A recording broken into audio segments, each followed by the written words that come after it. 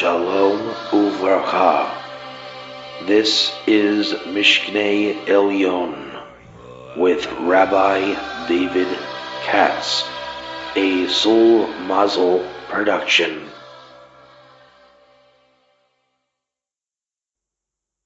Hi, Rabbi Katz. Malcolm, how you doing? I'm not too bad, and yourself? All right. It's early in the morning, late for you, but that's what Yes. it is. All Yeah. right. So I believe this is our first study session, is it not? Yes, it is. All right. We changed direction last time we spoke, I think, and we were gonna do 138 Gates of Wisdom, and I pulled a Rabbi Katz curveball on you. Yep. So I think we agreed we're gonna do Mishkan Elyon, the Ramchal Sefer works, kind of oscillate English Hebrew for those following along. The third temple, right? And I think one of the biggest questions that people are going to want to know, what is this deal with the third temple, and does it come from heaven, or do we build it? I mean, that's pretty much a controversial nowadays topic, is it not? Definitely. And I don't think we know the answer. I mean, I think everybody has an opinion, and I know the Ramchal is the accepted answer, but like Ger and everything else, does anybody actually understand the answer? And hopefully at the end, I think we can finish this book. That's why we're doing it, because it's much smaller than Klach, 138, Gates of Wisdom. I'm at least going to endeavor to understand the whole Beit Hamikdash coming from Shemayim, because we know it's not Fantasia that the Ramchal is talking about, right? Agreed? Right. So, and we know that most people, that's going to go over their heads. They're going to be like, no, man, I'm telling you, he says it comes down Bill. So, we're going to want to really understand what that means, coming from heaven. I think I know the answer actually already. I'm going to let the cat out of the bag and just ruin it for everybody, right? We're going to eat dessert before the meal. It means the shefa coming down, okay? That's the game, set, match answer, ladies and gentlemen. It's the shefa coming down, but let's pretend we don't know that. Okay. Because the whole point of the Mishnah Elyon, he's going to explain. I'm just going to go ahead and give a general kind of overview real quick. On one foot, the whole book is the Ramchal is telling you that the building design of the third temple is, I wouldn't say a map, but it's almost a map of how shefa, bounty, comes into this world by portraying the path of shefa / mazel, literally from God himself, into your life as a person. And so it's a half map and a half, what do you call that? Like a model, right? A model to scale about how to map. The model shows a map. It's like 2 is 1, right? It's a model that shows the map of how mazel / shefa. And if at any time I say either mazel or shefa, understand I'm saying them both at the same time, but I'm not God and I can't speak 2 words at once. So I might just pick mazel or shefa. And sometimes it might throw you off completely and say mazel / shefa. But that's what it is. It's the Beit Hamikdash. And again, I endeavor not to translate Beit Hamikdash. Please know what that means. The Holy Temple. It's the temple. The Beit Hamikdash is going to show you, in probably many, many more ways than 1 or 2, how mazel comes down from God. Right? And you're going to get into how the Ramchal is going to show these 2 gates. I'm just making this up for context. These 2 gates have a gematria 26, and that's the same properties as the 2 mazalas up above, and that shows how the mazel is bound up in the sanctuary. And again, I'm paraphrasing or even making that up, because we're going to learn that inside. But that's the style that he explains this process. Do you understand that? Yeah. So therefore, when he shows how this name of God and that number and this thing, what he's really saying is, when I get a blessing, my name is John Doe, and when I get a blessing in my generic life, I found $5 on the sidewalk yesterday. That was actually shefa or mazel in this case, and somehow God got me that $5. And you might say it was a lucky coincidence, whatever it is, but I think it's a bracha because it got me a pack of gum, so I got to chew gum today.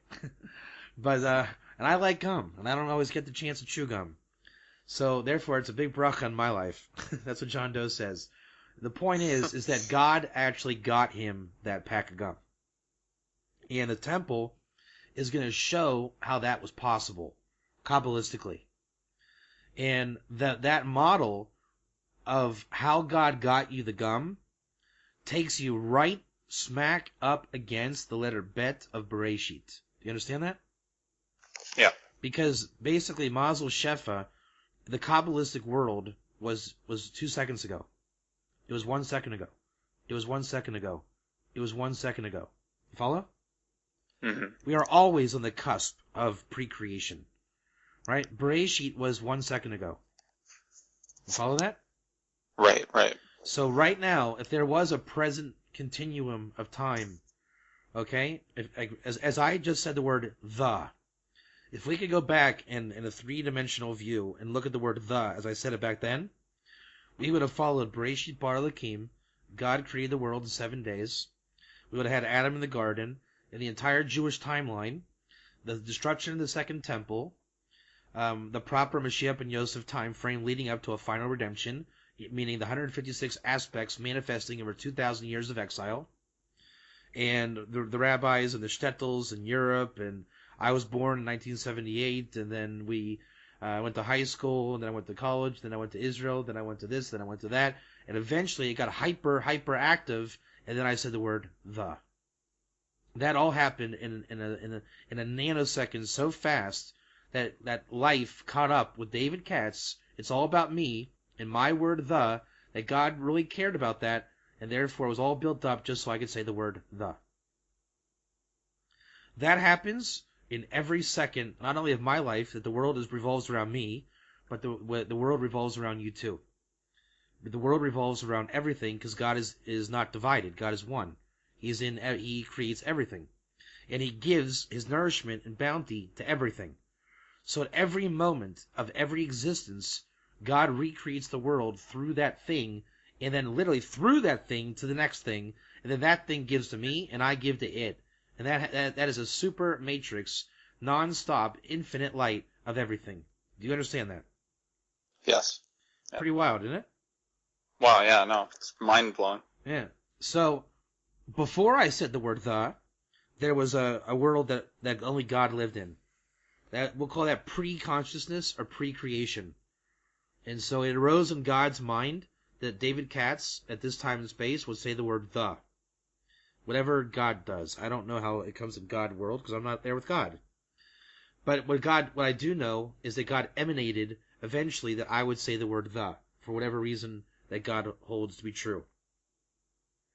And all I know is that from the Torah, in a way that is not seichel anushi, which is not the mentality of man, I know that eventually God lowered Himself into creation to create the world, and through that He created the world kabbalistically, and eventually there was going to be Mazel above, Mazel Elyon, the flow of existence.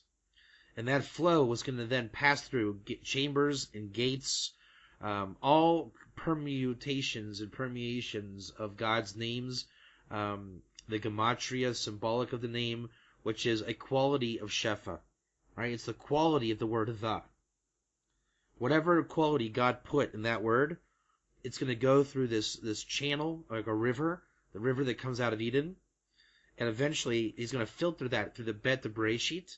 So when He created the world, He had me in mind, and my word the, that in this place and time, I was destined to receive the message and the inspiration and the wisdom to properly articulate the word the. Now you might say that sounds rather minute, right? Minutiae of worthless detail and semantics. But the fact is, God creates every blade of grass that grows. So everything you have ever said and will say and want to say and didn't say, God influenced that to you. And for you, it might be just a meaningless word. But if you and I were having dinner in a restaurant, and I said, "Come on, Malcolm, it's the dinner of the day," somebody picked up the word the in my voice, singled it out, and it triggered in them a chain reaction of thoughts because they interpret my word the in their subjective experience of life totally different and subjective than I would ever do it. You understand that? Mm-hmm. And they don't even pick up on it. So she was with her husband, and then she said to her husband, "Did you pick up the fork?" And she could have said a fork, but then she heard me plug her brain with the fork. And that triggered in him. That's weird. Why did she say the fork and not a fork? So next thing you know, the entire restaurant is trading consciousness. All worthless, pathetic, just kind of abstract vessels. The, it, funny, laugh, sneeze, itch, right? And that creates a little arena in the restaurant. So it's the restaurant becomes the Beit Hamikdash. It's a divine tabernacle. And we're all trading our shefa, just like we know that in science, we're all trading our diseases. Right? Like in an airplane, you get a cold from this guy, you sneeze on this kid, right? So in that restaurant, we're trading air, we're trading germs, we're trading breath, we're trading energy. We're also trading vessels of the lowest world, the Asiya, which is words. Those words are going to affect our thoughts, speech, and action. My worthless, meaningless the just changed this guy's life because he's asking, why does my wife always use weird words? Because she's susceptible spiritually to these words. He doesn't know that, and she can't articulate it. And therefore, when David Katz, speak with my loud falsetto in a restaurant, she picks up every word I'm saying, and she's telling herself, why can't this guy shut up? She doesn't actually want to listen to me. She has to. And then she makes me feel like I am an overbearing monster, putting words in her mouth. So I get weird vibes from her. And then it makes her act weird, and she giggles at her husband because he's nervous that she's using these weird words, and then I'm picking up, why won't she leave me alone? And now that's a soul connection. You'd never think it, would you? No. It's like you'd say, wow, annoying woman, I'm here. I'm trying to have dinner with my friend talking about the whatever. And so life is that weird. It's that abstract. That's what Mazel is. It's the abstract connections that we cannot put our finger on, and therefore it remains in darkness, which is the Tzimtzum, until God basically releases the hidden light, the Ora Ganuz of creation. So the Ora Ganuz is when you highlight these strange angles of perception in creation. That's where you'll find the hidden light. And then next thing you know, when people do use little weird words, you'll find out that's like the vowel points of Hebrew. Every articulation and accent point is in those strange angles. Right? So it's like the sentence makes sense, but Malcolm chose to use the word a instead of it. Now that's weird. It doesn't flow right. But if I can understand Malcolm's use of words, the reason why you froze and you used odd language was because you were trying to say 5 things at once and you don't know how to because you don't have 5 mouths. You're not God. So God gave you a strange word emanated into your mouth. God had 5 inclinations, and you just kind of belched out a strange word that I have to now not judge you, use the Torah, judge favorably, look gracefully upon you and say, what did he mean by that weird word? And if I ask you, you'll get nervous because you're unaware of it yourself. You don't even know why you said it. And by the time you found out, you would have to literally unplug, meditate, and find out why you did that. That's called knowing thyself. Understanding why the shefa comes to you and what your mazel is ultimately. My job is to listen, pay attention, and not be vulgar or dogmatic in saying, you don't say it that way, Malcolm. Say it like me, because I'm obviously better than you. That's not what you do. That's ego. So my job is to roll with the punches and say, let me drop my understanding of the word it. Maybe what did Malcolm mean when he said the word it? And this goes nonstop, 24/7. This is, in other words, what wisdom is. It's all the time. It's everywhere. It's emanating from above, from God himself, through the creation, through his Kabbalistic universes, and into my mouth, which I'm not even aware of why and how and when I say it, but then it becomes contagious for all those around me. Some like it, some hate it, and the ones that hate it, we have a common soul root that we are trying to work out so that we can eventually fall in love and judge each other favorably. How do you like that? That's a lot to take in. So the Beit Hamikdash is the medium of which that God influences into this world and ultimately when it comes into this world. So you, being not Jewish, when you come to the temple, I'm speaking to you personally because we're talking about the nations themselves, right? We call that creation. And if I'm a priest, a Kohen, in the temple, so therefore when the shefa comes into creation, that's you bringing your offering to the temple, right? Because if I am creation in the temple of God as a priest, then you coming into creation is the point where the emanation came into creation. That's what the temple represents. So you coming to the temple is the point where the Bet of Bereshit ticked over to the Reish of Bereshit. And then all through time it led to Malcolm coming to the temple this day and this time for this function. So the temple again is all in between the Bet of Bereshit and God himself. The Kabbalistic channel that all influence of nourishment of good and creation and mazel and supplement and supplication, mazel, shefa, all that blessing. The blessing itself is the big word for that. When the blessing comes from God, it comes into the world by those coming to the temple, period. How do you like that? That's a lot. I mean, it's almost as if really the entirety of creation is just like a macrocosm of a temple. And really every significant event that happens to you is almost as if it's a micro temple, and it's just temples within temples in a larger structure. That's it. The temple is the ultimate meme of God. You know? And it's such a complex meme because all of creation comes through the temple. Right. So let's just go ahead and read a couple words here and get invested, right? And you're going to buy, I guess, the English, right? Yes. All right. Hakdama l'Sefer Mishkanei Elyon.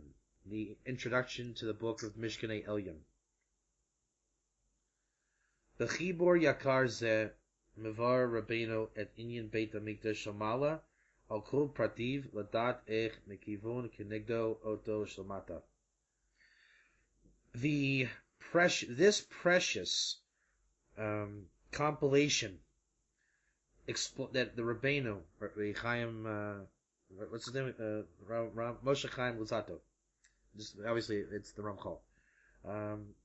The inyan. You got to know this word inyan.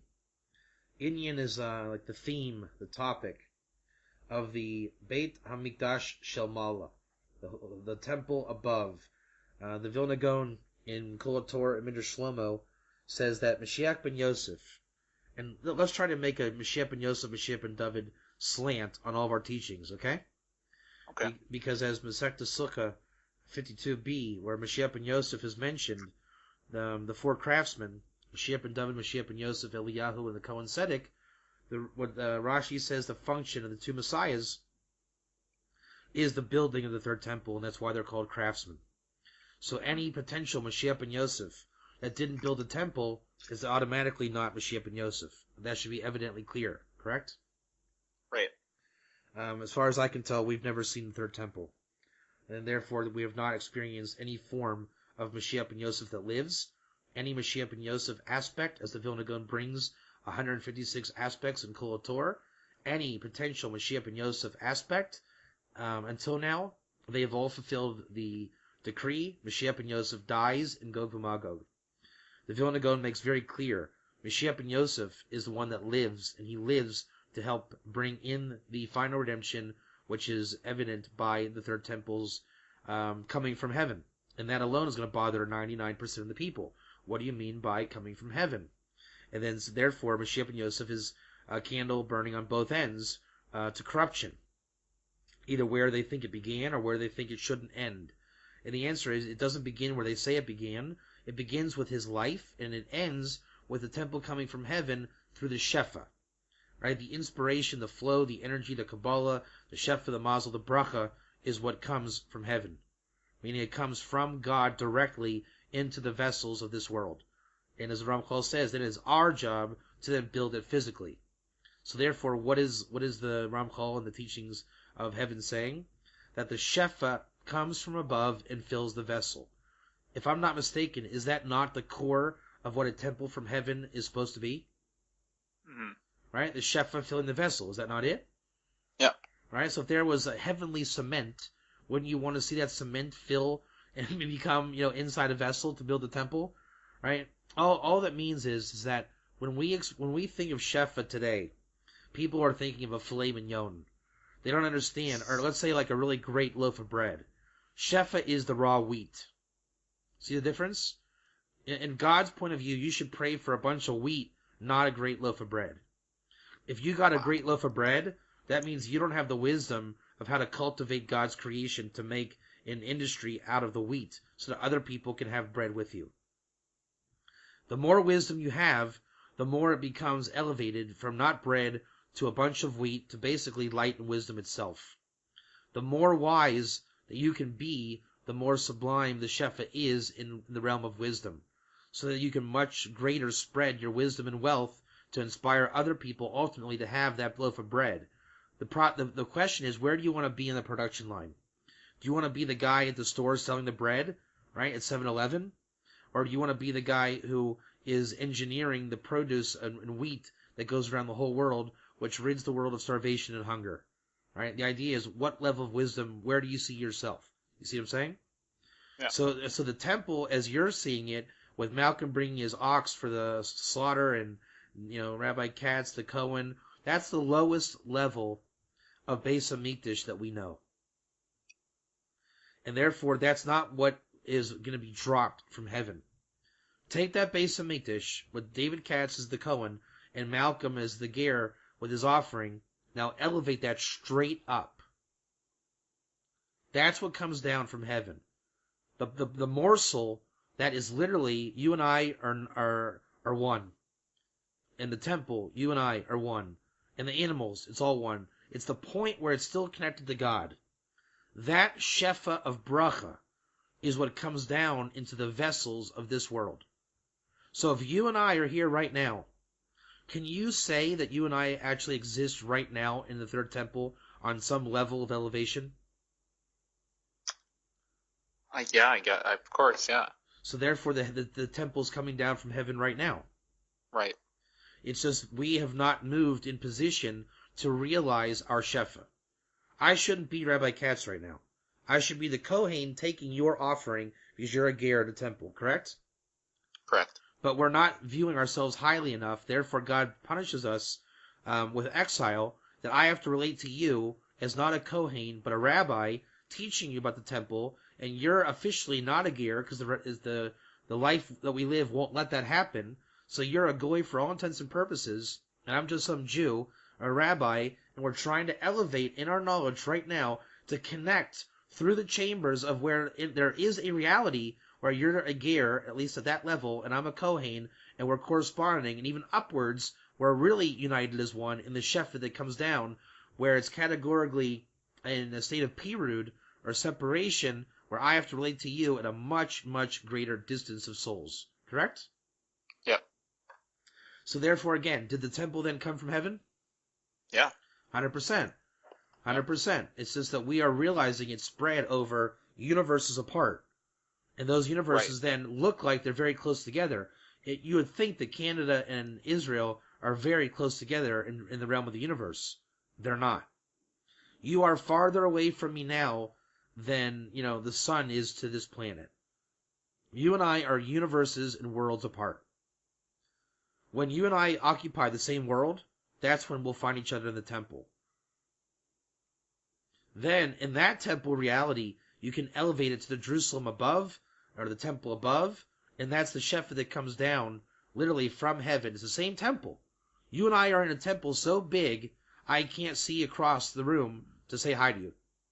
So technology brings us together through Skype, and the illusion that Canada is a real place where you really are, and Israel is a real place where I really am, and we actually correspond in bodies. The body's an illusion.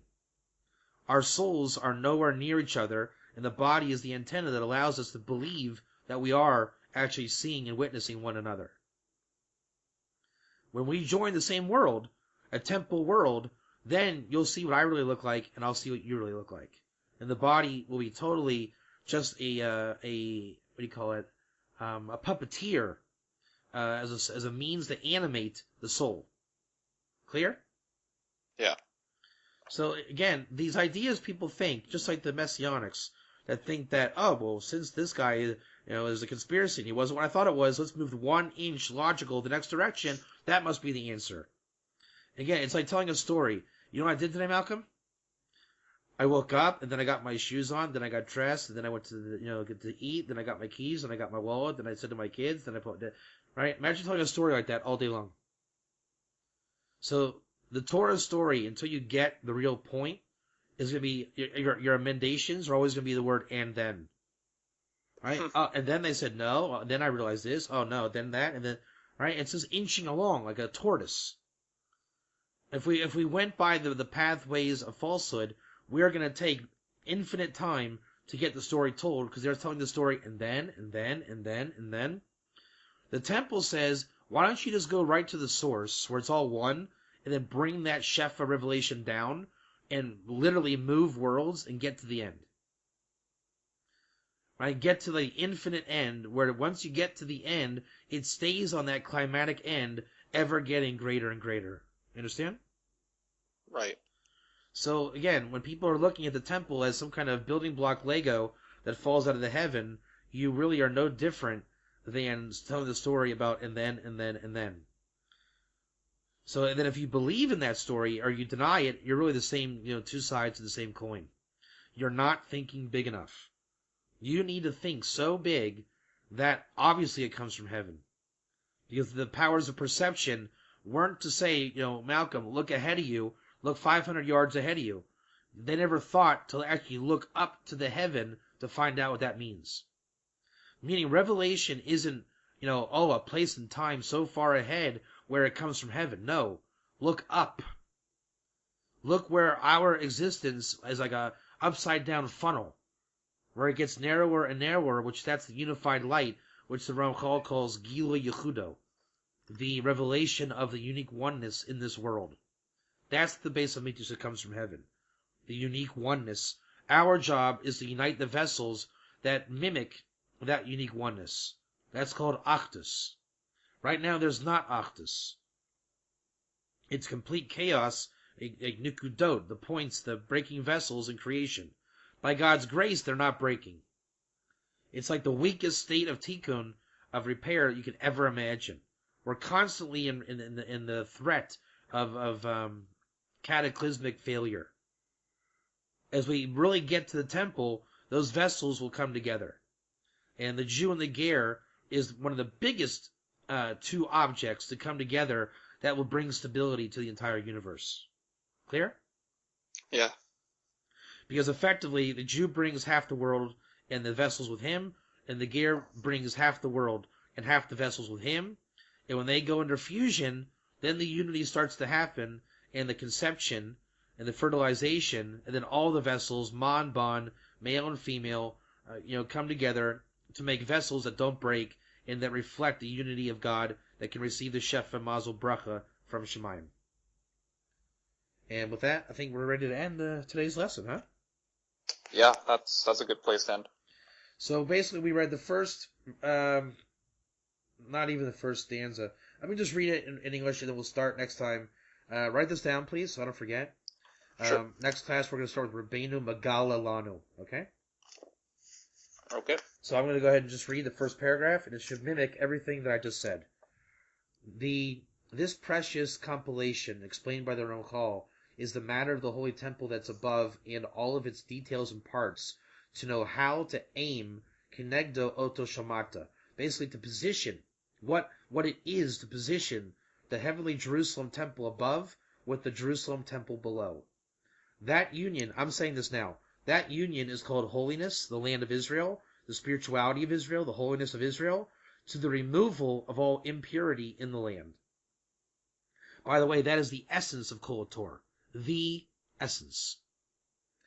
And this is the unification of heaven and earth, and it shows to us how all the bracha and shefa is brought into our worlds through the medium of the temple below, coming from its root above, from the holy temple above.